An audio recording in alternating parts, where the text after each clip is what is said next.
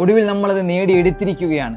ഇന്ത്യയുടെ വിദ്യാഭ്യാസ മന്ത്രി ധർമ്മേന്ദ്ര പ്രധാൻ അങ്ങനെ ജെൻസിക്ക് മുന്നിൽ മുട്ടുകുത്തിയിരിക്കുകയാണ്.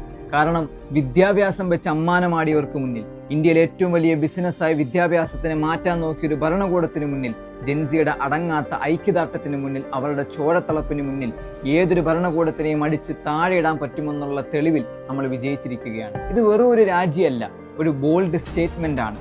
ജെൻസിയെ പുച്ഛിച്ച് തള്ളിയവർക്ക് മുന്നിൽ, അവർ കൊള്ളൂല എന്നും ഒരിക്കലും പ്രതികരിക്കാൻ പറ്റാത്ത, ഇൻസ്റ്റഗ്രാമിലെ സ്റ്റോറിക്കും കമന്റിനും വേണ്ടി മാത്രം ജീവിക്കുന്ന ഒരു പുതിയ ജന്മമാണെന്ന് പറഞ്ഞ് കളിയാക്കിയവർക്ക് മുന്നിലുള്ള ഒരു ബോൾഡ് സ്റ്റേറ്റ്മെന്റ്. നിങ്ങളെന്താ വിചാരിച്ചത്? ലാത്തിയിൽ ആണിയടിച്ചിട്ട് അടിച്ചമർത്തിയാലോ, ഗുണ്ടകളെ പോലെ പോലീസിനിറക്കി അടിച്ചമർത്തിയാലോ ഈ പറയുന്ന ജെൻസി പേടിച്ച് വീട്ടിലിരിക്കുന്നു? ഇത് ജന്മം വേറെയാണ്. നിങ്ങൾ ഈ പറഞ്ഞ സോഷ്യൽ മീഡിയയിലൂടെ തന്നെ നീതി ഏതാണെന്നും അനീതി ഏതാണെന്നും തെറ്റേതാണെന്നും ശരി ഏതാണെന്നും വ്യക്തമായിട്ട് കണ്ടുപഠിച്ചവരാണ് ഈ പറഞ്ഞ ജെൻസി പിള്ളേർ. ഏതായാലും ഒരു കാര്യം ഉറപ്പാണ്, ഇന്ത്യയുടെ ഭാവി ഭദ്രമാണ്. നിങ്ങൾ എത്രയൊക്കെ അനീതി കാണിച്ചാലും എത്രയൊക്കെ വോട്ട് മറിച്ചാലും ശരി, ഈ പറയുന്ന പുതിയ തലമുറ നിങ്ങൾക്കെതിരെ ശബ്ദിക്കുക തന്നെ ചെയ്യും.